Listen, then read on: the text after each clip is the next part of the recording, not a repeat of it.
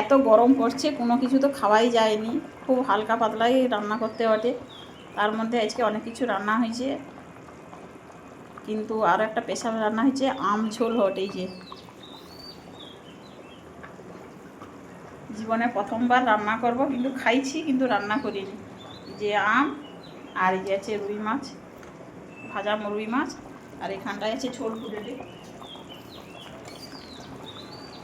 এইরকম ঝোল ফুটবে, আমটা দিতে হবে আগে থেকে। আমটা দিলে কী হয়, বেশি টক হয়ে যাবে। এই যে আমগুলো দিয়ে দেবো।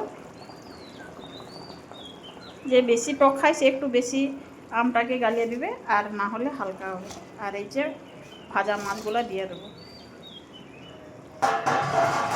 এই আম ঝোলটা খাইছি আমি আমার ছেলে যে খেলতে যায়, যে কোচিনে কলকাতায়, সেখানটায় ক্যান্টিনে রান্না করে। তা না খুব হালকা টক খাই তো, তাই জন্য এরকমই রান্না করে। খুব সুন্দর খাওয়া রান্না। ঠিক আছে, দেখি আজকে আমি খাইছি তো সেটা ক্যান্টিনের লোক রান্না করছে, আর আজকে আমি নিজে রান্না করে খাবো, যে কীরকম টেস্ট হয় দেখি। খাওয়ার সময় আবার দেখিব কীরকম টেস্ট হয়েছে। আর এই ঝোলটা কিন্তু পাতলা পাতলাই রইবে, এইরকমই রইবে, কালারটা সুন্দর আসছে।